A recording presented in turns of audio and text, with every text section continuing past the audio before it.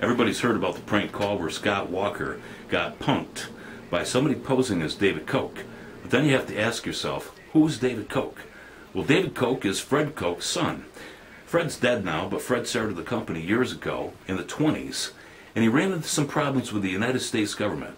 You see, our government were very cozy with other oil companies that were competitors of Koch, and they didn't like Koch getting in their face and starting a company that competed with them.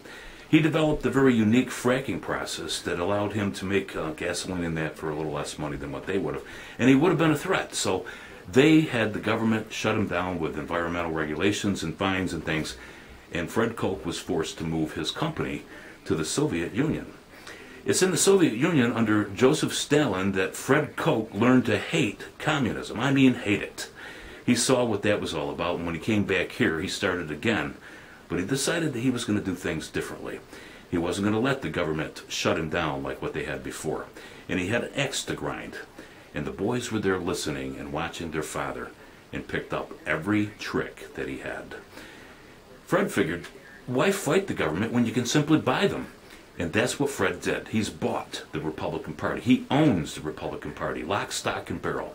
But you got to have people involved in your organization as strategists, people that work and figure out things. And Karl Rove is a great accomplice for David Koch.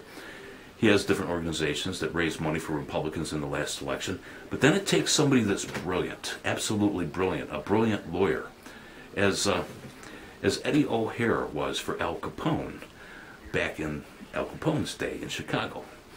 And so this man would have to come in and defend the Republicans' interest in corporate America to the demise of the American worker, because anybody that tried to form a union in David Koch's mind, as it was in Fred Koch's mind, is a move toward communism, and David Koch learned to hate communism from his father. And that's why you have his push against the unions. Now, I didn't understand this. I had to find this out because I couldn't understand why somebody with that much money that would contribute to the Lincoln Center in New York City, yes, and that was a humanitarian in other ways, would have such a great hatred for the United States government and also for its workers when they moved to create unions. And this is why. Now, this man that was the lawyer for Koch, and basically for the Republican Party, which Koch owns and directs as a puppet master would with his puppets, his name is James Bopp. Bopp may not be a familiar name to you, but he's the one that presented the case before the Supreme Court. Citizens United. Now, there's a name you probably recognize. It allows corporations to contribute as much money as it possibly can to get who they want elected, and that is Republicans. It's interesting that Clarence Thomas, who said that he just dropped by one of David Koch's little shindigs for a brief stay, was reimbursed for 4 days' expenses while he was at this just dropped by event for David Koch. And then, of course, that greased the skids for when James Bopp brought this case before the Supreme Court, which has already weighted in favor of the conservatives, to allow corporate money to be spent in unlimited amounts for the campaign, the candidate of their choice. And who would that be but Republicans? John Roberts, Clarence Thomas, and others that are favorites of, yes, David Koch.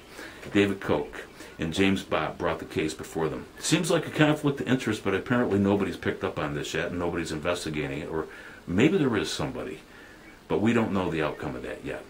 And so when you look at the Republican Party and you go back to Al Capone and this lawyer that worked for Al Capone, yes, Eddie O'Hare.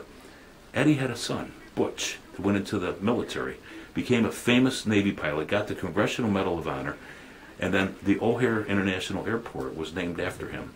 Eddie got a tinge of guilt and turned his boss Al Capone in order to provide evidence that the government used to convict Al Capone.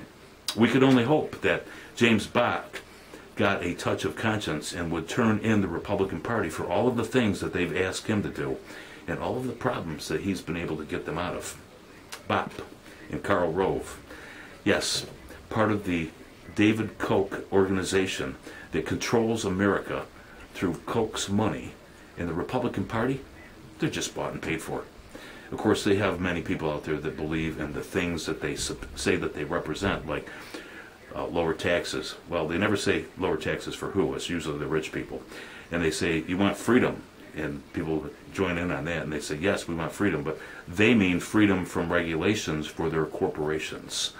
And this is the masterful, well-orchestrated creation of James Bopp and Karl Rove and David Koch and the Republican Party. They are masters at what they do. And it makes the Democrats look like amateurs.